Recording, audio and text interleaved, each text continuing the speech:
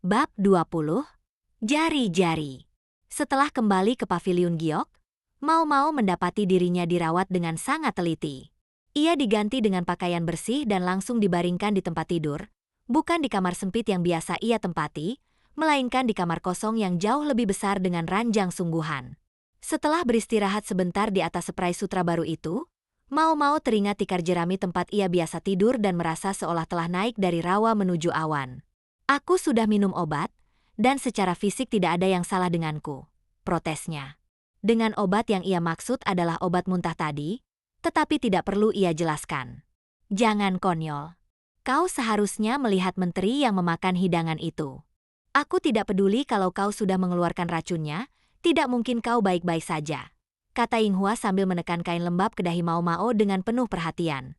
Dasar menteri bodoh, pikir Mao Mao. Ia penasaran apakah pria itu benar-benar berhasil mengeluarkan semuanya dengan obat pertama yang diberikan, tetapi rasa ingin tahunya tidak akan membebaskannya dari perlakuan ini. Ia menyerah dan memejamkan mata. Hari itu terasa sangat panjang. Mao Mao pasti lebih lelah daripada yang ia sadari, karena ketika ia bangun hampir tengah hari. Itu bukan hal baik bagi seorang dayang. Ia segera bangkit, berganti pakaian, lalu mencari Hong Niang. Tidak. Tunggu. Pertama, Mao Mao kembali ke kamarnya sendiri untuk mengambil bedak wajah yang selalu ia gunakan. Bukan bedak pemutih yang begitu dipedulikan orang lain, melainkan bedak yang menciptakan bintik-bintik di wajahnya. Dengan menggunakan lempeng perunggu mengilap sebagai cermin, ia mengetuk-ngetuk area sekitar tatonya dengan ujung jari, memberi perhatian khusus pada bagian di atas hidungnya. Aku tidak akan keluar tanpa riasan lagi. Terlalu merepotkan untuk menjelaskan. Sempat terlintas di pikirannya untuk berpura-pura bahwa ia menggunakan riasan untuk menyembunyikan bintik-bintik itu, tetapi gagasan itu membuatnya malu. Ia mungkin akan diharapkan bereaksi seperti perawan yang tersipu setiap kali seseorang menyinggungnya. Perut Mao Mao keroncongan, jadi ia memakan salah satu kue bulan sisa sebagai camilan. Ia sebenarnya ingin membersihkan tubuhnya, tetapi tidak punya waktu. Ia langsung menuju tempat para dayang lain bekerja. Hong Niang sedang bersama selir Gyokuyo, menjaga Putri Lingli. Ia hampir tidak mengalihkan pandangannya dari sang putri yang kini sangat aktif, menggesernya agar tetap di atas karpet, atau menahan kursi agar tidak jatuh saat sang putri menggunakannya untuk mencoba berdiri. Ia tampak sangat cerdas untuk usianya. Maafkan aku karena bangun terlambat, kata Mao Mao sambil membungkuk. Bangun terlambat? Seharusnya kau mengambil cuti hari ini. Gyokuyo menyentuh pipi Mao Mao dengan wajah khawatir. Tidak perlu, Yang Mulia. Jika Anda membutuhkan saya, silakan panggil, kata Mao Mao, meskipun ia tahu ia jarang diberi pekerjaan berat dan kemungkinan besar akan dibiarkan sendiri. Bintik-bintikmu, kata Gyokuyo, langsung menyoroti hal yang paling tidak ingin diperhatikan Mao Mao. Aku merasa lebih nyaman dengan ini. Jika Yang Mulia tidak keberatan. Tentu saja tidak, kata Gyokuyo, melepaskan topik itu jauh lebih mudah daripada yang Mao Mao duga. Mao Mao memandangnya dengan selidik, tetapi Gyokuyo melanjutkan, semua orang ingin tahu siapa dayangku yang itu. Rasanya pertanyaan itu tidak pernah berhenti. Maafkan saya. Mao Mao menduga orang-orang tidak memandang baik seorang pelayan yang menyatakan adanya racun lalu meninggalkan jamuan atas kemauannya sendiri. Diam-diam ia bahkan khawatir akan dihukum, dan ia merasa lega tidak ada teguran datang. Setidaknya dengan bintik-bintik itu, orang-orang tidak akan langsung mengenalimu. Mungkin itu yang terbaik. Mao Mao mengira ia sudah cukup halus. Tetapi mungkin ia keliru. Di mana letak kesalahannya? Oh ya, satu hal lagi. Gao Shun datang pagi ini mencarimu. Maukah kau menemuinya? Ia tampak senggang. Jadi aku menyuruhnya mencabuti rumput liar di luar. Mencabuti rumput liar? Memang selir berharga yang memberinya tugas. Tetapi tetap saja Gao Shun bukan dayang. Atau mungkin ia melakukannya dengan sukarela. Mao Mao merasa Gao Shun memiliki posisi cukup tinggi dalam hierarki, tetapi ia juga tampak berhati lembut. Ia bisa membayangkan banyak dayang jatuh hati padanya. Ia terutama merasa mata Hong Niang berbinar saat Gao Shun ada di sekitar. Kepala dayang itu berusia sekitar 30 tahun, dan meskipun cantik, kemampuannya yang luar biasa justru membuat calon pelamar gentar. Bolehkah kami meminjam ruang duduk? Tanya Mao Mao. Tentu. Aku akan segera memanggilnya, kata Gyokuyo sambil mengambil sang putri dari Hongniang yang pergi untuk memanggil Gao Shun. Mao Mao hampir saja mengikuti, tetapi Gyokuyo menahannya dan menyuruhnya menuju ruang duduk terlebih dahulu. Tuan Jinshi mengirim ini, dengan salamnya, kata Gao Shun segera setelah memasuki ruangan. Ia meletakkan sebuah bungkusan kain di atas meja. Mao Mao membukanya dan menemukan mangkuk perak berisi sup. Bukan sup yang tadi ia cicipi, melainkan hidangan yang hampir dimakan selir Gyokuyo. Kemarin ia menolaknya, tetapi akhirnya ia cukup baik untuk memberikannya. Ia bersikap sopan, tetapi Mao Mao menduga ini juga perintah untuk menyelidiki. Tolong jangan meminumnya, kata Gao Shun dengan wajah cemas. Tidak mungkin, jawab Mao Mao. Tetapi hanya karena perak mempercepat pembusukan. Makanan yang teroksidasi tidak pernah enak. Gao Shun tampaknya tidak menyadari alasannya sendiri untuk tidak meminum sup itu. Ia menatapnya dengan ragu. Mao Mao menatap mangkuk itu dengan hati-hati agar tidak menyentuhnya langsung. Dan ia menatap mangkuknya, bukan isinya. Apakah kau menemukan sesuatu? Tanya Gao Shun. Apakah kau menyentuhnya dengan tangan kosong? Tidak. Aku hanya mengambil sedikit isinya dengan sendok untuk memastikan apakah benar beracun. Kemudian mangkuk itu dibungkus kain untuk dibawa. Tampaknya ia enggan menyentuh mangkuk berisi racun. Hal itu membuat Mao Mao menjilat bibirnya penuh antisipasi. Baiklah, tunggu di sini sebentar. Ia meninggalkan ruang duduk dan pergi ke dapur, mengobrak-abrik rak mencari sesuatu. Lalu ia kembali ke kamar tempat ia tidur sebelumnya. Ia menyelipkan kepala ke arah ranjang mewah itu, merobek kain pada jahitannya dan menarik sebagian isinya, lalu kembali ke tempat Gao Shun menunggu. Di matanya, Mao Mao hanya membawa bubuk putih di satu tangan dan bantalan lembut di tangan lain. Mao Mao menggulung bantalan itu dan menaburkan bubuk tepung di atasnya. Kemudian ia menepuk-nepukannya perlahan pada mangkuk perak.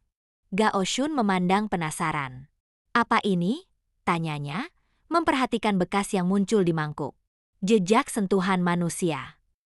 Jari manusia dengan mudah meninggalkan bekas pada logam, terutama perak. Saat masih kecil, ayah Mao Mao pernah mengoleskan pewarna pada wadah yang tidak boleh ia sentuh untuk mencegahnya berbuat nakal. Trik kecil dengan tepung ini muncul dari ingatan lama itu, dan bahkan ia sendiri terkejut betapa baik hasilnya. Jika tepungnya lebih halus, sidik jari itu mungkin lebih jelas. Wadah perak selalu dilap sebelum digunakan. Jika tampak kusam, nilainya hilang. Beberapa set bekas jari terlihat jelas di mangkuk. Dari posisi dan ukurannya, bisa diperkirakan bagaimana mangkuk itu dipegang. Bahkan jika pola tepatnya tidak terlalu jelas. Mangkuk ini telah disentuh. Mao Mao berhenti sejenak. Gao Shun terlalu tajam untuk tidak menyadari keraguannya. Ya? Ada apa? Tidak ada. Tidak ada gunanya mencoba menyembunyikan sesuatu dari Gao Shun. Bahkan jika itu membuat sandiwaranya kemarin sia-sia. Mao Mao menghela napas kecil. Mangkuk ini disentuh oleh 4 orang kurasa. Ia menunjuk pola berbeda di tepung putih, berhati-hati agar tidak menyentuhnya sendiri. Seseorang tidak menyentuh mangkuk saat memolesnya.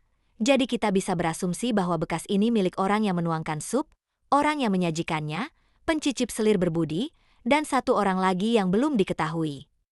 Gao Shun menatapnya tajam. Mengapa pencicip makanan? Mao Mao ingin semua ini berakhir tenang. Tetapi semuanya bergantung pada reaksi pria pendiam ini. Sederhana. Karena aku curiga pencicip itulah yang sengaja menukar mangkuk. Ia tahu persis apa yang boleh dan tidak boleh dimakan majikannya, dan sengaja menukarnya. Dengan niat jahat. Mao Mao meletakkan mangkuk dengan wajah tidak menyenangkan. Ini bentuk perundungan.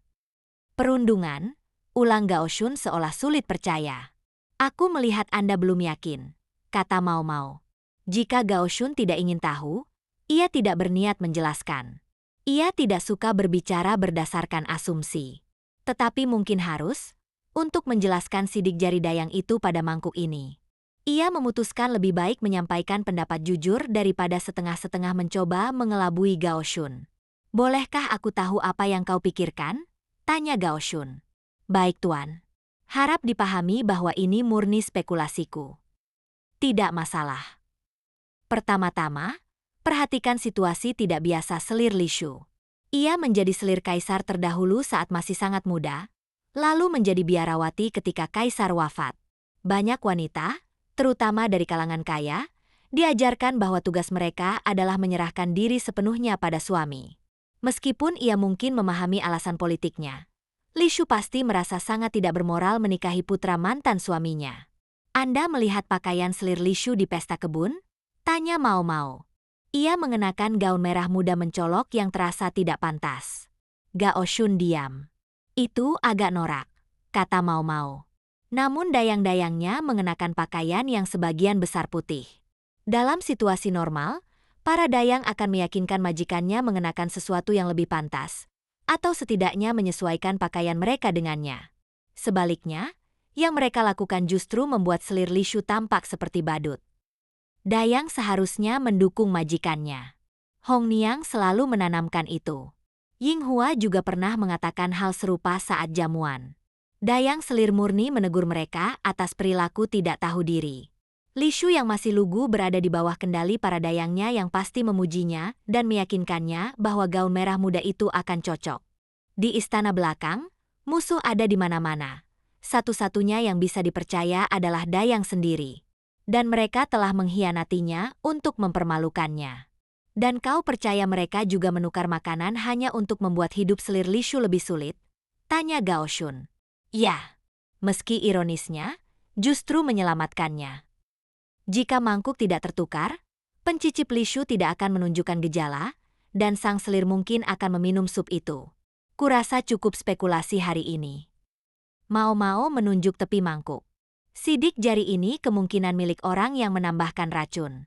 Mungkin ia mencubit tepinya saat melakukannya. Seseorang tidak boleh menyentuh tepi mangkuk makanan bangsawan. Itulah pendapatku. Gao Shun mengusap dagunya. Bolehkah aku bertanya satu hal? Tentu. Mengapa kau mencoba melindungi wanita itu?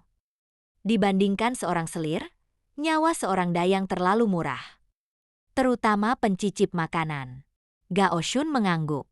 Aku akan memastikan Tuan Jinshi memahami situasinya. Terima kasih. Mao Mao menatapnya pergi, lalu ambruk di kursi. Baiklah. Baiklah. Aku harus berterima kasih padanya. Karena ia cukup baik untuk menukar mangkuk. Seharusnya aku tadi meminumnya, pikir Mao Mao. Begitulah keadaannya, Tuan, kata Gao Shun mengakhiri laporannya kepada Jinshi. Jinshi yang terlalu sibuk untuk datang sendiri menyibakkan rambutnya. Tumpukan dokumen memenuhi meja. Aku tidak pernah berhenti terkesan dengan kepandaianmu berbicara, kata Jinshi. Jika Anda berkata demikian Tuan, jawab Gao Shun singkat. Bagaimanapun juga, ini jelas pekerjaan orang dalam.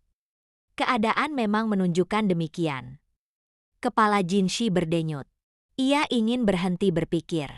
Ia belum tidur sejak kemarin, bahkan belum berganti pakaian. Wajah tanpa ekspresimu mulai retak Tuan.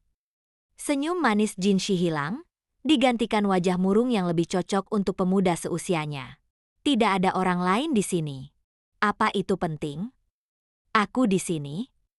Kau tidak dihitung. Ya, aku dihitung. Jinshi berharap leluconnya berhasil, tetapi Gao Shun terlalu serius. Kau masih memakai tusuk rambutmu, kata Gao Shun. Oh, sial. Jinshi jarang berbicara seperti itu. Ia mencabut tusuk rambut berbentuk kilin, simbol hak istimewa bagi orang berpangkat tinggi.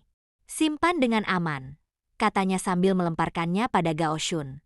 Berhati-hatilah. Itu sangat penting. Aku mengerti. Kau jelas tidak. Dan dengan kata terakhir itu, pria yang mengawasinya hampir 16 tahun pergi meninggalkan ruangan. Jinshi merebahkan diri di meja seperti anak kecil. Masih banyak pekerjaan menunggunya. Baiklah, mari kita mulai. Untuk memiliki terlalu banyak waktu luang, ia harus menyelesaikan pekerjaannya terlebih dahulu.